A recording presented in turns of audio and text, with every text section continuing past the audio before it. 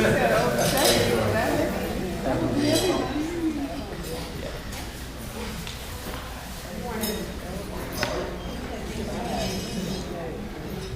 morning. Morning.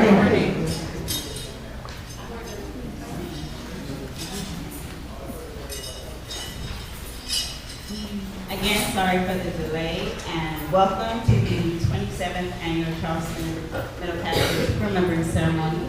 We are at the educational portion of our program. We're going to move along as efficient as possible. At 12 o'clock, we need to be at the bench doing the libations without fail.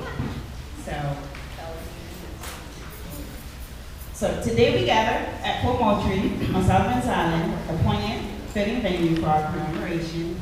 Sullivan's Island was the port of entry for over 40% of the estimated 400,000 enslaved Africans transported to colonial America, making it the largest slave port in North America. It is estimated that more than half, if not all of African Americans have ancestors who passed through Sullivan's Island. By gathering here, we honor our ancestors who endured unimaginable hardships during the transatlantic slave trade and the Middle Passage, ensuring their stories and sacrifices are never forgotten. This year's ceremony is sponsored by the Charleston area branch of the Association for the Study of African American Life and History, ASALH, and the College of Charleston Center for the Study of Slavery. Thank you for joining us today. You're welcome. Those who are able to stand, please stand for the Black National Anthem. Let every motion stand.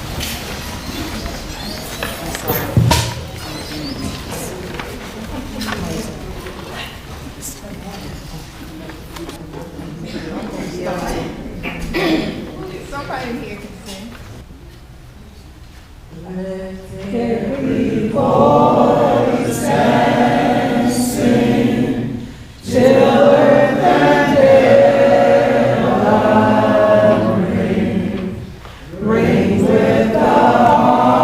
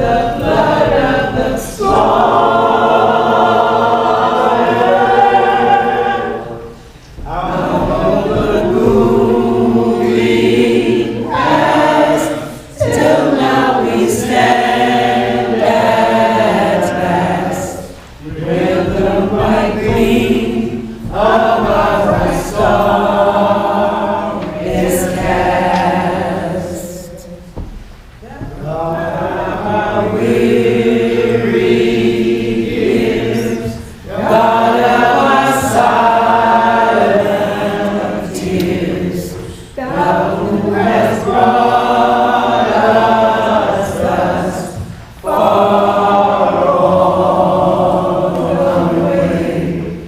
Thou who hast wide thy mind, let us into the light. He was forever in the past, we pray. Let all peace, strength from the places of darkness and enmity. Bless our hearts, drunk with the wine of the worldly forget thee. Shadowed beneath thy hand, may we forever stand. True to our God, true to our native land.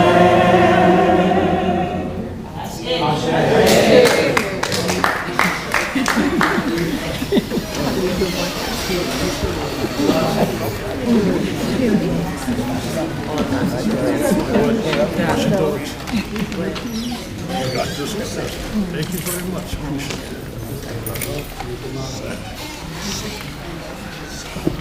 Good morning, ladies. Good morning, mister. Nice. I see. Okay, so next, Sister Dina Davis of Charleston area asylum, our co-historian, will now share some words in tribute to our late member, Ruth Randall. Good morning. Good morning. Delighted to see you all here this morning on this important occasion. Just want to take a few moments to remember our dear sister Ruth, as she was known, Ruth retired Rambo. As I said, she always said she was retired from many careers that she had, but she never retired from the fight for justice and equality.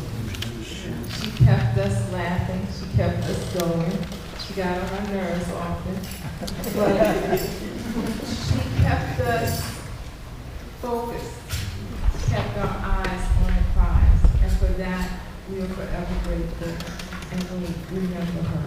So if we could just have a moment of silence for dear Ruth.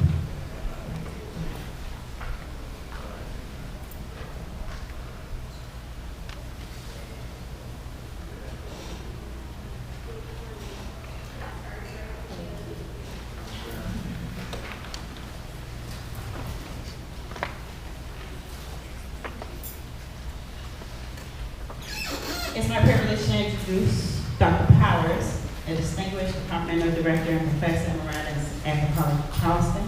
Dr. Powers' research focuses on African American history and culture and the integral role of slavery in American history. His lifelong dedication to understanding slavery's impact on America, particularly here in Charleston, is evident in his founding and ongoing leadership of the College of Charleston Center for the Study of Slavery. Please help me welcome Dr. Powers.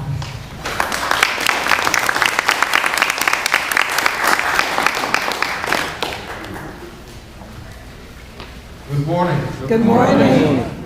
And thank you all for coming out this morning for this very important occasion. Let me just say just a few things this morning. The Center for the Study of Slavery in Charleston was established over at the College of Charleston in 2018. And we are part of a consortium of programs that exist mainly in the U.S., 100 universities, mainly in the U.S., but some are in the U.K., some are in Canada, some in the West Indies, and we are all looking at a common theme.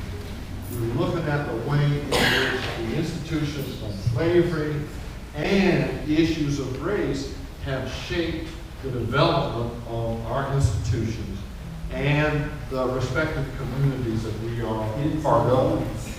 And we try to accomplish our mission, which is to deepen the public understanding and appreciation for this institution, not only historically, but also the way that the institution of slavery continues to shape the character of America and wherever these universities are located today. Because it's not something that ends with the Emancipation Proclamation or the 13th Amendment, but that institution continues to reverberate around and influence us today. I'm so pleased to be here on the 27th anniversary of this celebration, this remembrance. 27 years. That is a tremendous record.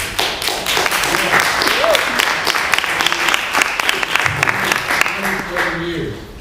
And we need 27 more years. And I'm looking forward to the next 27. But you know, the thing that's so special about this celebration over here is all of the components that contribute to it. We're going to have drumming. We're going to have dancing.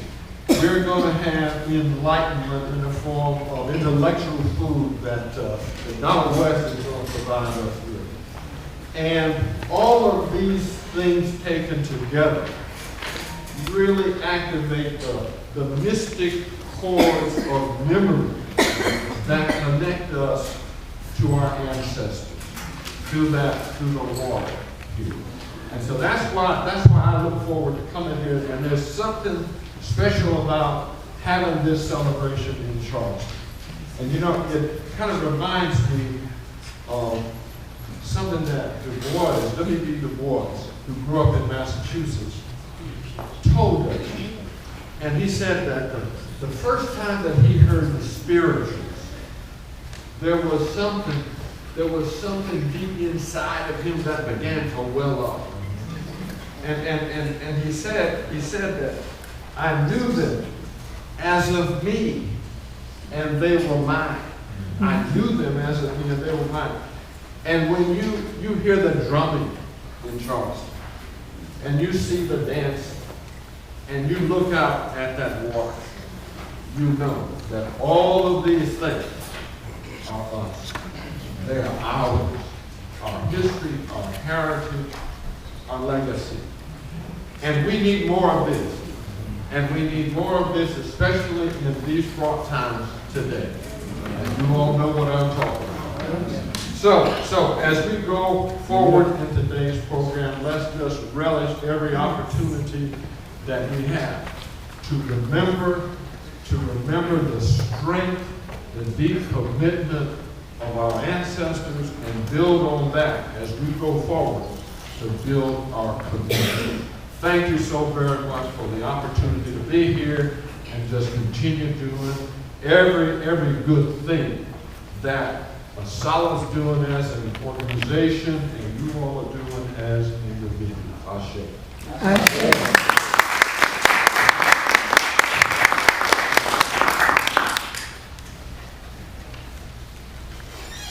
It is my distinct honor to introduce today our esteemed guest speaker, Instructor Donald West. Mr. West is an instructor in the Department of History, Humanities, and Languages at Trident Technical College, where he teaches U.S. history and African American history, as well as a survey course on African American history.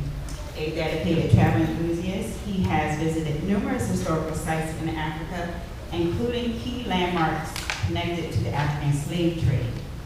Mr. West is also an active member of several professional organizations, including, he serves as the historian for the Charleston branch of the Association for the Study of African American Life and History. Today, he will present forced migrations, sharing his deep knowledge and insights on this critical subject. Please join me and welcome Donald.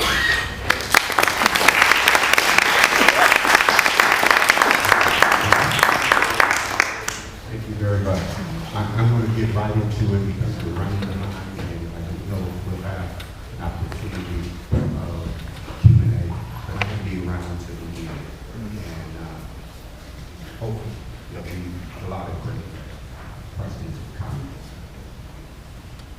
I did this topic the way that is being presented this day because several years ago, and it continues, I was meeting people who were saying things that weren't historical, they weren't intellectual, they weren't educational.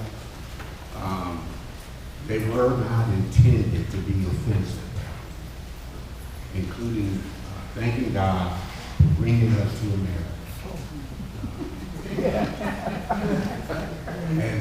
And I said, well, wait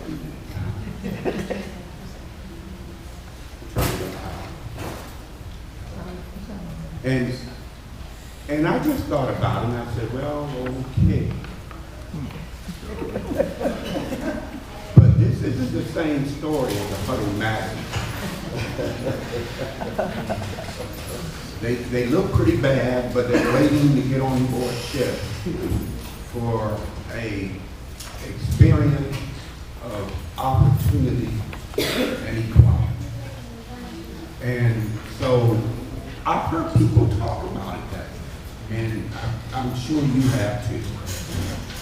And I've seen news stories, including people at church saying it. And we know how valuable and important our religious institutions are to us.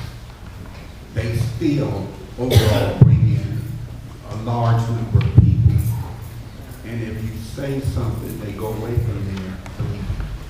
Why shouldn't they? And so I want to introduce you to this topic, but I also want to point in the direction of these structures I've been able to visit. Because it was surprising to me. I had taught the subject many years before I ever saw these places.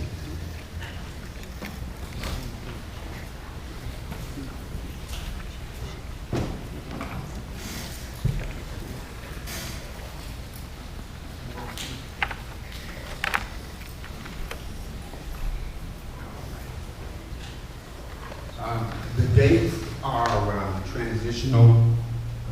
We know that the earliest sign of this Atlantic slave trade starts with the Portuguese, who have many great tribes and established themselves first of the European countries on the continent of Africa and in contact with folks.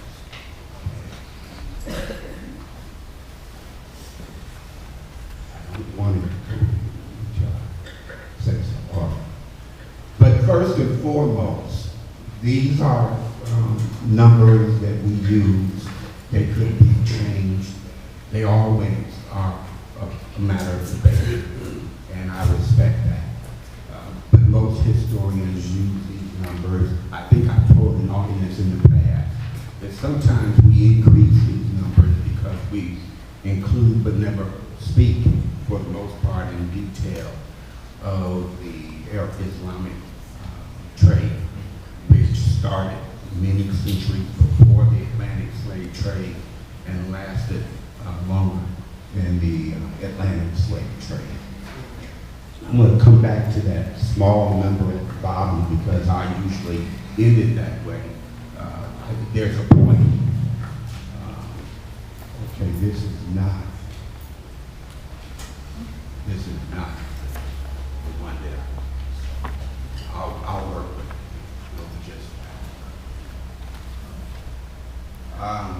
And I can add this. But in terms of religious groups, there are no clean hands. So I want you to know that all these groups are heavily involved in the slave trade with no thought of humanity, with great thought of making a lot of money. It's not. Yeah, be careful with that button. This is how the button. Hold it down.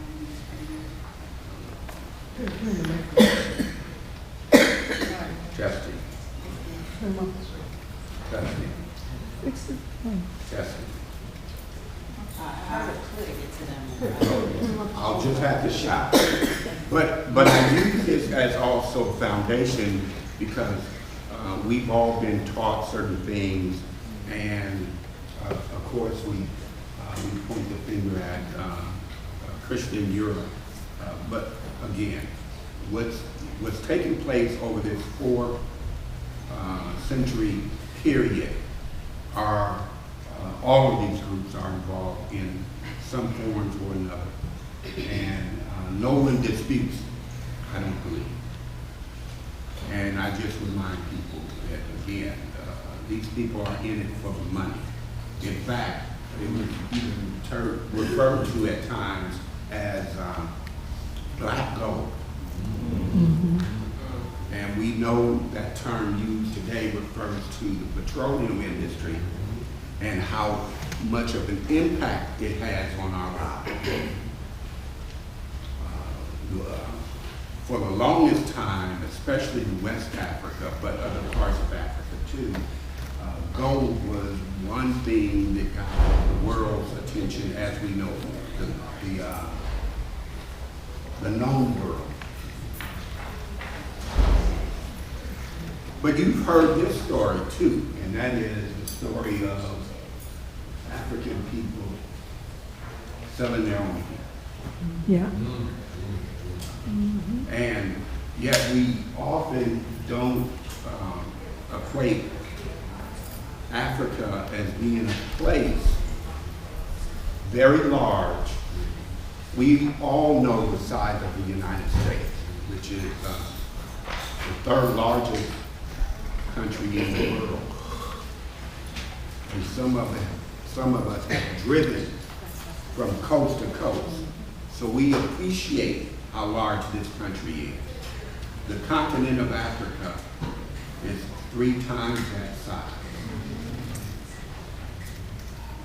It's a continent, and so we come to think about it as being one place, one country, one people. It is not. And we don't think about Europe or Asia or South America that way. We do think about Africa that way even to this day. It's not hard in terms of the vocabulary of the 55 countries, but we just usually say Africa, and we just usually agree. And if something happens in Sudan, we just say Africa. If something happens in Cameroon, we just say Africa. I had a trip that I planned to take students, and I was trying to explain to the folks, and they told me, well, and I said, well, this is going on in Libya, and it's a long ways from this other place. And they said, well, all of Africa is just bad. and so our thinking is that way even to this day. We don't think of it as having half of the languages of the world still being used. And that the ethnic groups are immense, with very few exceptions. For the most part, all of Somalia are Somalians. But everywhere else, there are multiple ethnic groups. And they don't see themselves that way, and did not see themselves that way. My first experience in visiting the continent had been Cameroon, and that's why I decided to change up today. And I'm not with Prof. This outfit is from Cameroon, and it's and you can see as it is the northeastern part of Cameroon. It's closest to Nigeria, so it has a kind of Nigerian influence. I got a chance to go to Cameroon. It was not on my vocabulary. All of us think about Nigeria, all of us think about South Africa, we think about Asia. Cameroon we don't think about. But it had rather a significant number for its size, 3% of all of the Africans forced and removed from the continent came from this place with a smaller population than Nigeria right next door. And This was part of a sandy beach. It was very dangerous, so you couldn't go in and swim. Their work in this part of Cameroon is largely forgotten. We just simply don't think about it. And I often, when I travel to these places and these sites, I also think not only as a historian, but I think as a person whose first work as an adult had been in the construction industry. And so I look at these materials and the structure. This is what remains. So this isn't terribly appealing, but there's been great work done there, and it continues.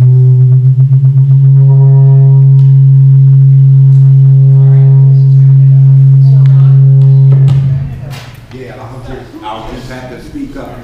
Yeah, I'll just have to. And so, we did not get to go there, and that really kind of shocked me in the end. I was at Southwest. I spent enough time there. It was over. Thank you.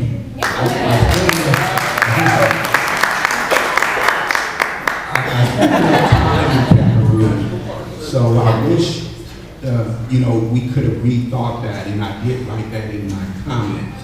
Otherwise, I had a great experience, but why not here?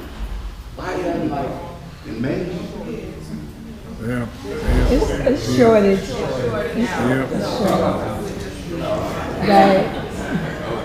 Let's just keep going. But I had a colleague who came from Cameroon and shared this with me, and he also shared with me the report of the story. And this is what you see in most of the places. These structures have gone centuries with neglect. These structures have gone centuries with natural destruction as well as intentional. And so we know of this as being one of the sites. Searching online, I got a chance to go to Gory. It was a throwaway trip. I made a great deal and then discovered that the carrier was going to cancel its flight on a particular day, which lent an opportunity for me not only to be in Senegal, but then also the Gambia. And they even told me, well, Air Afrique has decided not to fly back on Thursday, they're going to go on Sunday. and that still happens with many of the flights. In many places, but especially in Africa, well, if we don't have enough people to fly, we're not going to fly. What happens to them, we don't know. But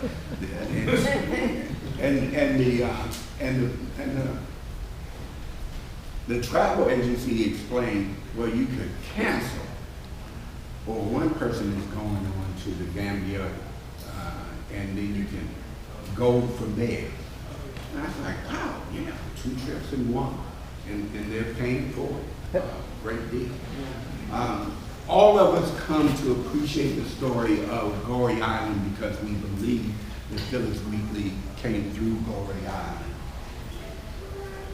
Island. This is the castle, but at the time when I first went, it was being redone to be a museum. In all these places, they have plenty of cannons pointed at them too. One brother reminded me to say the right thing because I got a cannon pointed at me. So if I don't get it right, I don't know. We have to have someone else finish this presentation. Goree Island's castle is one of the more visited ones. And in Senegal in particular, you don't even need a visa to go to the country. So if you wanted to go today, you could. Just say the right things like, I'm here on a holiday, and know the hotel that you're going to. If you tell them I'm going for educational purposes, you might be at the airport for some time because educational purposes could mean a lot of things. This is really an eye-opener in terms terms of what I saw, because I didn't expect it before. And once again, the materials. Most of the history of these castles are materials that are brought from Europe. And the laborers are brought from Europe. And then they're built. There are materials local as well. And in this case, it looks the way it was when it was active. There are some improvements and changes. And of course, we all seek to have this experience and door of no return. And oftentimes we've had people experience something to Dr. Powers. I mean, really, it's like, wow. And I've seen people tear up and water up, and some pray and say a little, I wish I had used the other one. I don't know how to change it to one. I should have just gone to the right one. And we'll just have to go from there. This monument that was built is for that purpose of remembering both the slave trade and the Middle Passage. And the island is a residential island, so people travel back and forth several times in a day, every day of the week. And they often stay in these places, I call them houses of horror, for sometimes months before they would actually be loaded onto ships. And I often remind people again, this isn't this Pearl Master story. You know, folks waiting around. I had one additional question here. We got young, very young people in the audience, so I'm not going to talk in detail about it. But the reading material you have, Slavery on Ships, is an excellent recreation and documentation of some of that experience. We talk about people in these conditions, some of us do, most of us, and I understand why we don't want young people sometimes to hear these things. You gotta be a certain age, you know, just like going to the movies. You don't go to the movie and see something very traumatic and violent if you're 8 years old. Maybe you can't handle it. But you can share some of this with your children at a later date. And this is bad enough, the first paragraph. And I often tell my students, you should always be asking yourself this question when we're talking about American history. What about black folks? What about Native Americans? What about in some of these groups in cities? What about women? Because we don't think about that. Yeah, they may be in a really bad shape, in a really bad place on board these vessels. But the other part of the story is the sexual assault and the rape. And many young European guys who signed up for these trips, they look for an opportunity of excitement. And I often compare the Atlantic slave trade with that of a drug war. And I had experienced some of that in some of the places I've lived. And so in this case, we're talking about this going on repeatedly, continuously, from the time they were captured until the time they were unloaded on the other side. Just one comment from the book that I was referring to. The author says that at one point, the captain had done so much harm to this young woman that he couldn't sell her at the price. He had to reduce his asking price. And another one mentioned a girl say only 8. Okay, I need to stop, and we'll go on from there. Think about these things, though, please. And if it looked like they might lose the actual asking cost, they could collect it through their insurance. This is a big operation. We're talking about ships being built for the purpose of transporting people. We're talking about insurance companies invested in it. We're talking about investment groups being part of the story. We're talking about some of the people we have so high esteem for, royal families in Europe who were part of this story. I went on to Gambia. This is approaching the island, and this is what it looks like. It is believed that maybe 2 decades or less, the island will no longer be available for people to touch on. Maybe visit, but not to actually land on. So I hope that you truly get an opportunity when you're thinking about educational travel. Nothing wrong with having fun, going on cruises and all of that.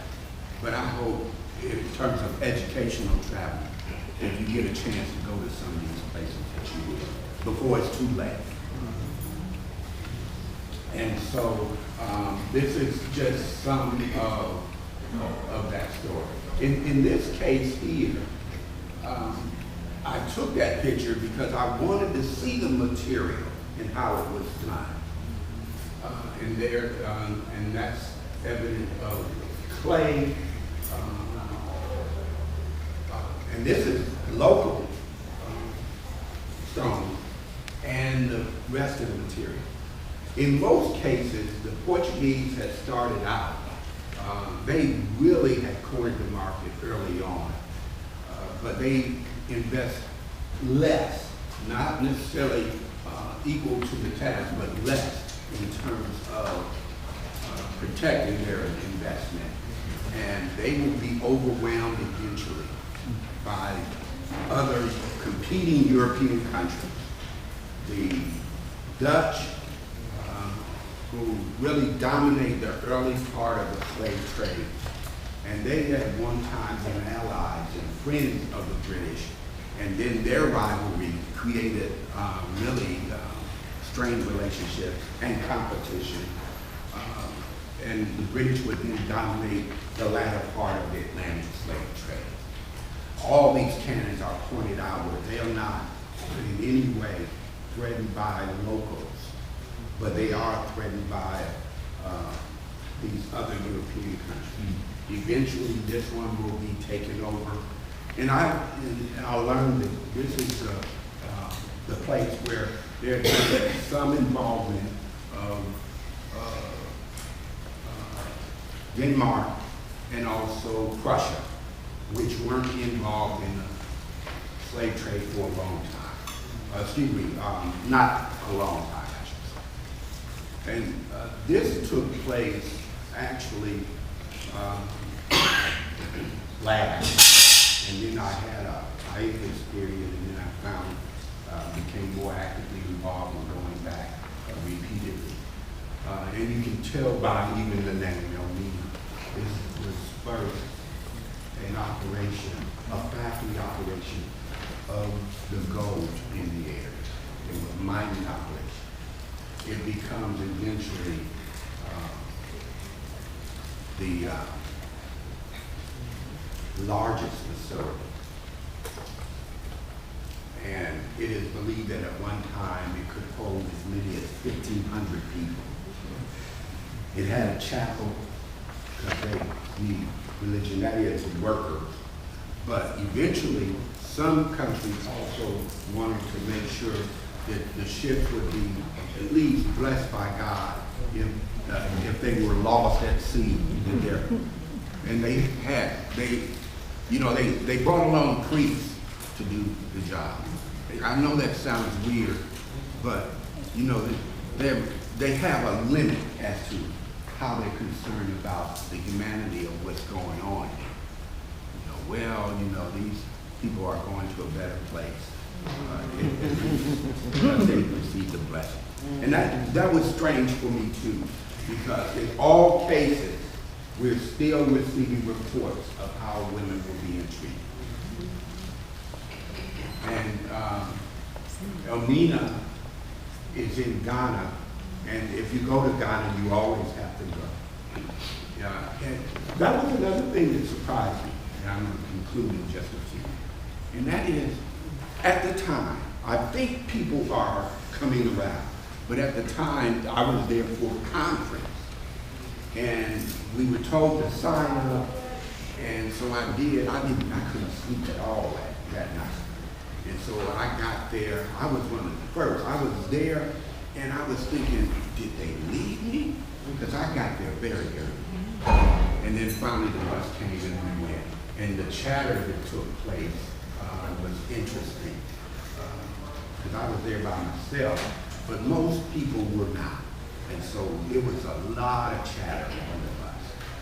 And when we got to the castle, we had a great tour.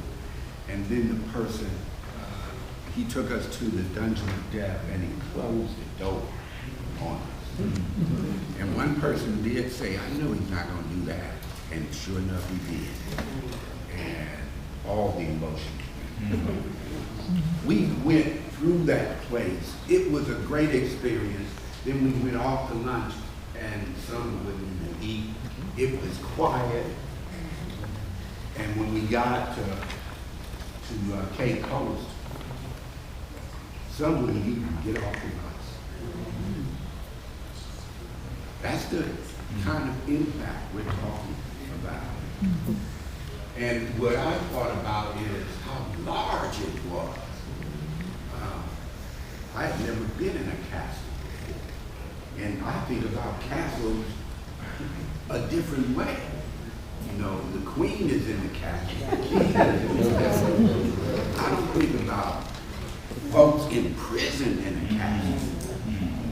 And when I was sharing my experience that evening, I felt just so inspired and excited by it. And I found out that's why I didn't know. And I hope we can get people to think about the fact that we need these experiences too, as a learning experience. And here, Bunce Island is a story that we most follow in this area. If you're not from this area, the Gullah Geechee culture, and what it means and the same results in terms of its physical presence.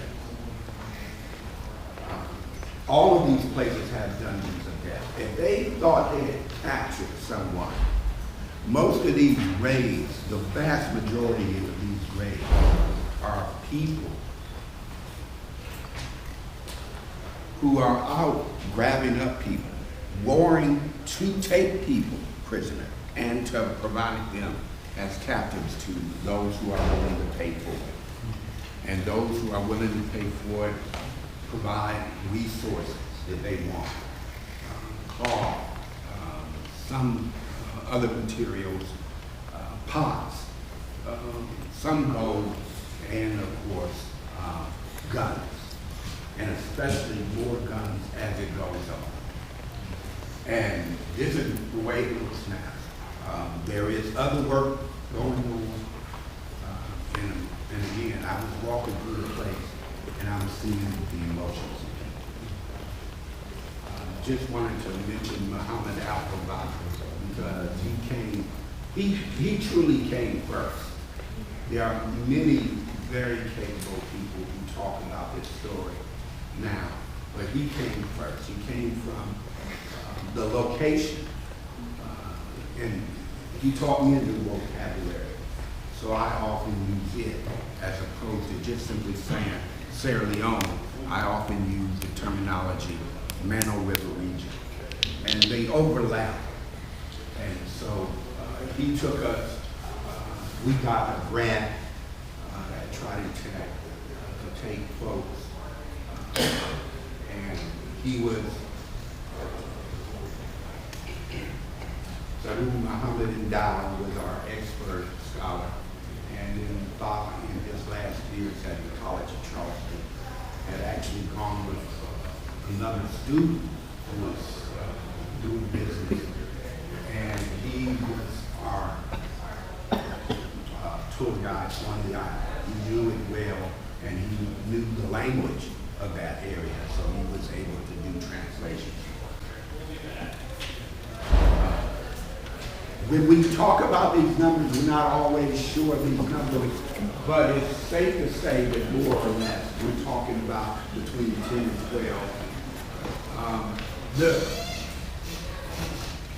The activity stopped by the British, and they are the principal participants when they discontinue. Then they go into a police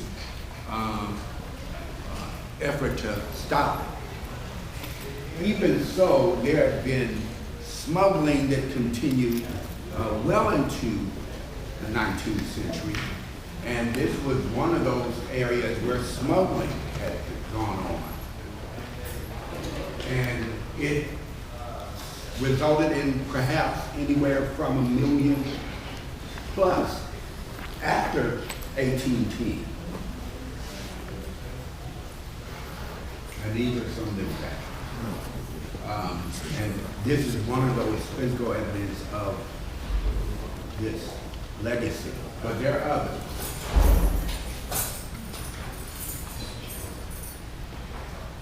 I just, what I want us to remember more than anything is that there are a lot of emotions about this story, a lot of feelings, but we shouldn't use this term of being thankful because it's in the wrong place. The suffering of these individuals, the trip would have been anywhere from 35 days to more than 50 days in the crossing. I got a chance to visit the Amistad replica that came into Charleston back in the 90s. And it was not built as a slave ship, but it was caught smuggling Africans. And I remember how warm it was underneath, even though when I had visited the ship, it was already that cool fall that we were experiencing. And I was like, wow, can you imagine days like that? You don't know what's going on. You don't know where you're going. You don't know what is happening. And all of that is part of the story. There are markers in a few of these places that still remain. But as Basil Davidson reminds us, they stand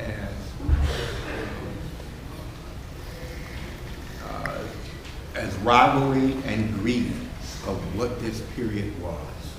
And I hope that you get an opportunity to visit some of these sites before they disappear.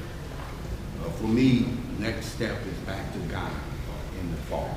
If you think you might be interested, let's talk afterwards. Thank you very much.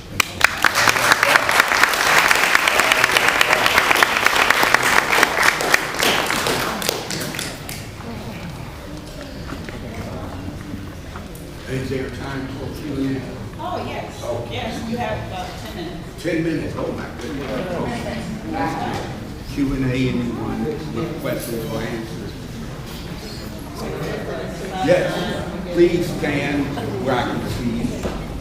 Yes. Greetings, people. I traveled back, way back to my first, second year of college, back in the 70s. And we went to Amelia Castle. And when we got to tour, they explained to us that they had a lord, or what you might call a minister or somebody that ran the castle. And they would he would let the slaves come up every day, like you said, about 1,500, 1,200. He would let them run around, and he would notice if any of them was hurt, maimed, or damaged, because he couldn't trust his workers. And that's how dangerous it was. That the people that worked there, that worked under them, were the ones that were doing all the harm, and raping and torturing and stuff. So I experienced that personally. It was a good trip.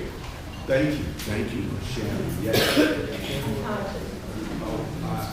thought you were first.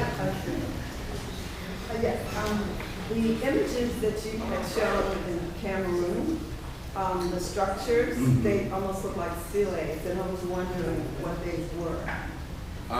All I could tell is that they were the outer exteriors and the foundation of the castle. The Atlantic slave trade in that area of Cameroon had, for the most part, ended in the 17th century. There's still some activity, but for whatever reason, they're not engaged in the activity after the early 1700s. And so there, at times, captives would even be transported all the way to places in Nigeria.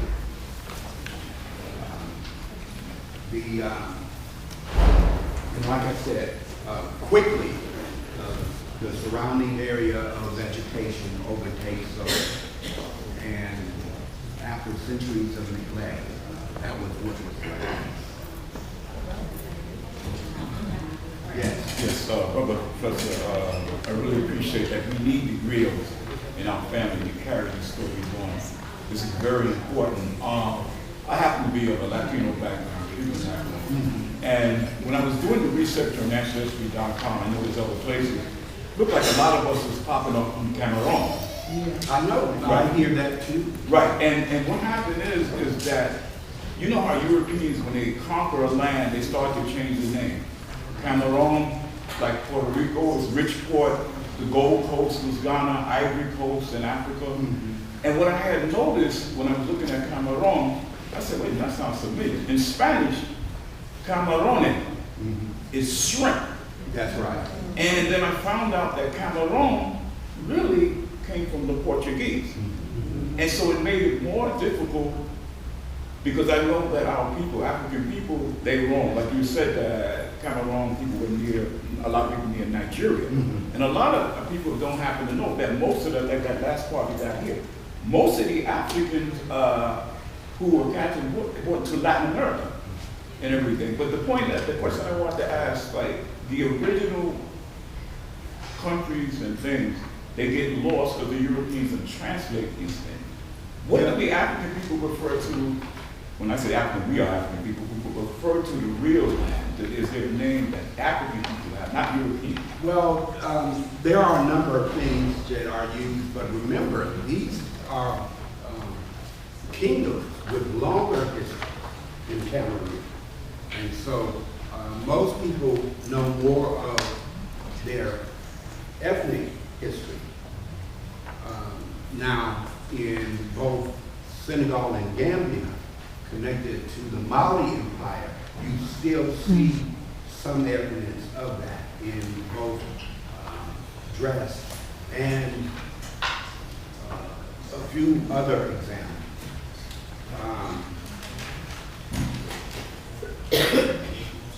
I'm not certain of the answer or the question or the answer, but that is something that's even more important.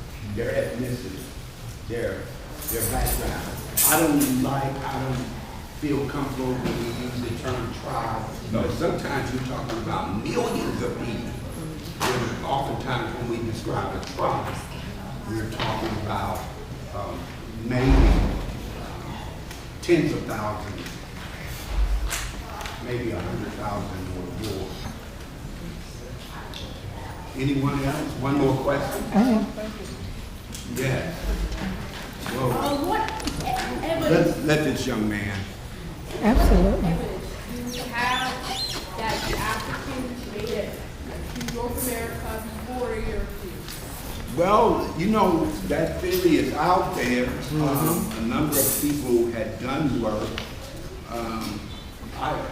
I don't have it in this image, but in other images, we have people who argue that there was possible contact with West Africa, with the Western Hemisphere. And we know that story is told of the Mali Empire, that supposedly they did sponsor vessels that went west and returned, and some that stayed, some that even stayed, almost like the Christopher Columbus story, because we know about 3 ships that Columbus was in command of, but we often don't understand only one made it back, so some of them stayed. And so we do have that story that continues. You cannot lecture about the Mali Empire in particular and not tell that story. So we all talk about that. And so we see some evidence of it in terms of colors and artwork and cloth material. We see some evidence of it in writing, the artwork of people of the Western Hemisphere, who also tell of visitors before Columbus. And we're not talking about just the Vikings. I'm sorry, let's quickly, and let's see if we can quickly do it. Go ahead. I hope that answered your question. There are a number of really great books out there on the subject. Yes.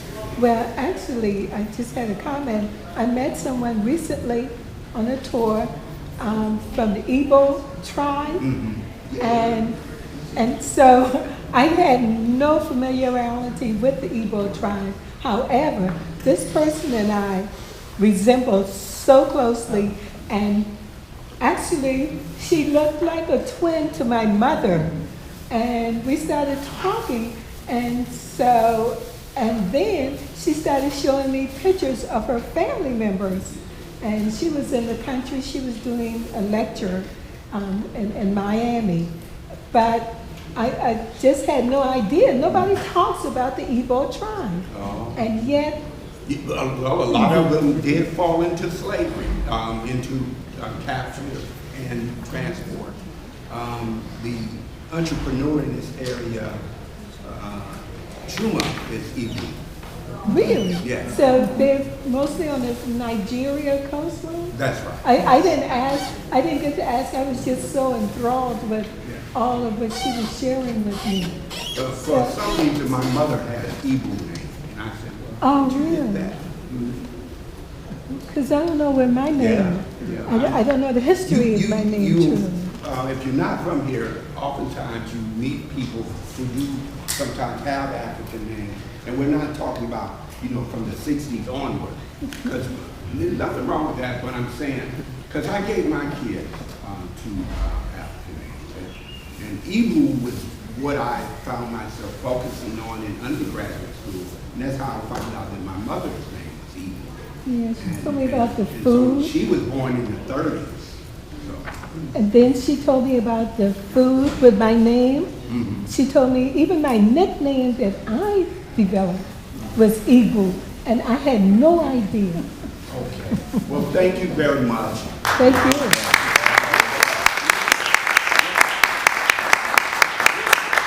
This is so important to all of us, only because just like maybe the possibility of some of these sites disappearing altogether, the story should not.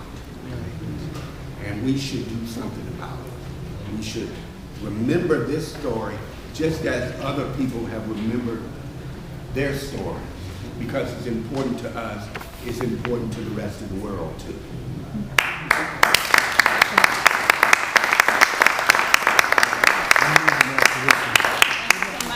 Dr. Donna West, that was amazing. We are in a time crunch, so we will file out this way throughout this door so that we can proceed to the waters, the Atlantic waters. We will continue our ceremony there. The drummers and dancers will lead us, so we can just line up outside this way. Those are going to the bathroom, head that way. Yes, better outside this way, yes. And it's not a sprint, we're not running, you'll be able to catch up. We're going to take our time. As long as we pour that libation by midday, we good.